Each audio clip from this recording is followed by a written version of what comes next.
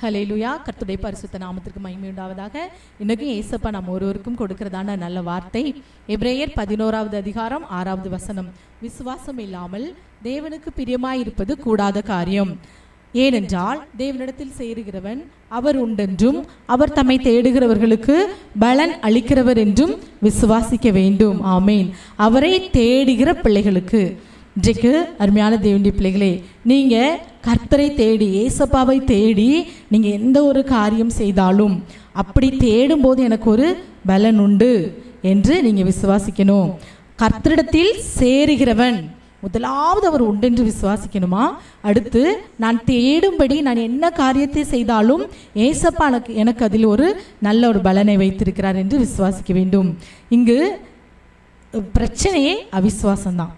அவிசுவாசம்தான் இங்கே ஒரு பெரிய பிரச்சனையாக இருக்கிறது.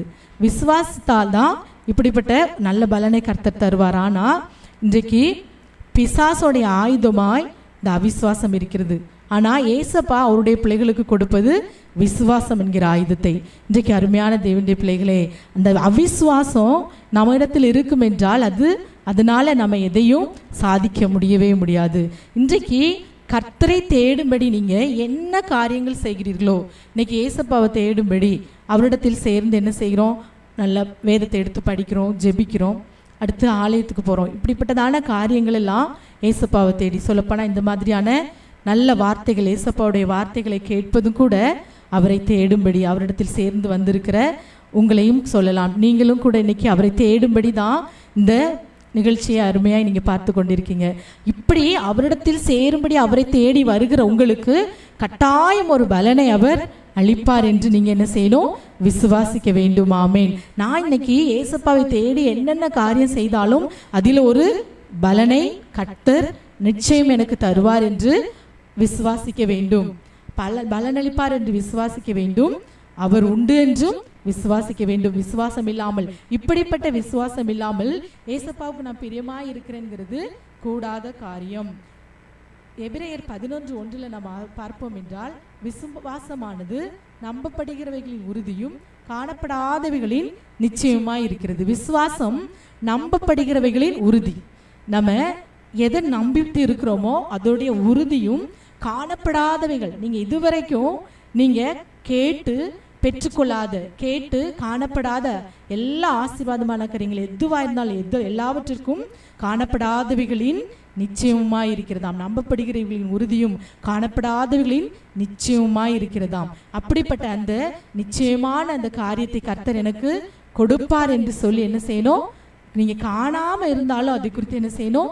விசுவாசிக்க வேண்டும். கட்டாயம் எனக்கு கர்த்தர் தருவார் என்று விசுவாசம் இருந்தால் எல்லாவற்றையும் சாதிக்க முடியும்.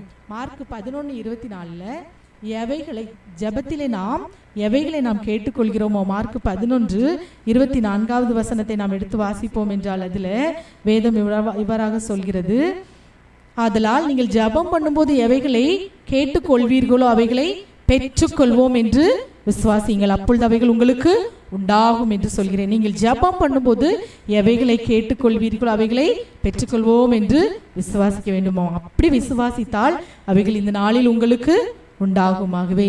இன்றைக்கு முக்கிய தேவை நமக்கு விசுவாசம் தான். விசுவாசத்தோடு அவரை தேடுவீங்கன்னா, அவரை தேடுகிற பிள்ளைகளுக்கு வேதம் சொல்கிறதான தேடுகிற பிள்ளைகளுக்கு கட்டாயம் பலன் அளிப்பார் என்கிற அந்த பலன் இன்னைக்கு உங்களுக்கு கட்டாயம் கிடைக்குமாகவே. எல்லாரும் நம் கண்களை மூடி ஜெபிப்போமா. இயேசுப்பா, இந்த நாளிலும் நீர் கொடுத்த நல்ல வார்த்தைக்காக உமக்கு ஸ்தோத்திரம் அப்பா. இயேசுவே, உம்மை ஸ்தோத்திரிக்கிறோம். விசுவாசம் இல்லாமல் தேவனுக்கு பிரியமாயிருப்பது கூடாத காரியம் என்று பார்க்கிறோம். ஏனெனில் தேவனிடத்தில் சேருகிறவன் முதலாவது அவர் உண்டென்றும் அவரை தேடி அவருடைய சமூகத்தில் வரும்போது அப்படிப்பட்ட பிள்ளைகளுக்கு பலன் அளிக்கிறவர் என்றும் விசுவாசிக்கக்கூடிய அந்த விசுவாசத்தை இந்த நாளில் எனக்கு தாங்கப்பா. உம்மை தேடி நான் உம்முடைய சமூகத்தில் வந்திருக்கிறேன். எனக்கு கட்டாயம் உம்மை தேடுகிறவர்களுக்கு கிடைக்கக்கூடிய அந்த பலன் என்கிற அந்த ஆசீர்வாதத்தை இந்த நாளில் எனக்கு தாங்க அப்படி என்று சொல்லி எல்லாரும் இங்கே கேட்பீங்களா? இயேசுப்பா, இந்த வேலையிலும் கூட கர்த்தாவே என்னோடு கூட சேர்ந்து ஜெபிக்கிற ஒவ்வொரு பிள்ளைகளுக்கும் இந்த நாளில் கொடுத்த வார்த்தையின்படி உம்மை தேடுகிறவர்களுக்கு நீர் ஒரு நல்ல பலனை நீர் வைத்திருக்கிற கிருபைக்காக ஸ்தோத்திரம். அந்த நல்ல பலன் இந்த நாளில் என்னோடு சேர்ந்து விசுவாசத்தோடு ஜெபிக்கிற ஒவ்வொரு பிள்ளைகளுக்கும் இயேசுவின் நாமத்தில் உண்டாகும்படி நாங்கள் ஜெபிக்கிறோம் தகப்பனே. அப்பா, உம்மை ஸ்தோத்திரிக்கிறோம். தொடர்ந்து உம்மை தேடி உம்மை சேர்ந்து அதனால் கிடைக்கக்கூடிய எல்லா ஆசீர்வாதத்தையும் பெற்றுக்கொள்ள நீர் இந்த நாளில் கிருபை செய்யுங்க. பெரிய காரியங்களை செய்யுங்க. சகல துதி கன மகிமை உமக்கே செலுத்துகிறோம். இயேசுவின் நாமத்தில் ஜெபிக்கிறோம் நல்ல பிதாவே, ஆமேன்.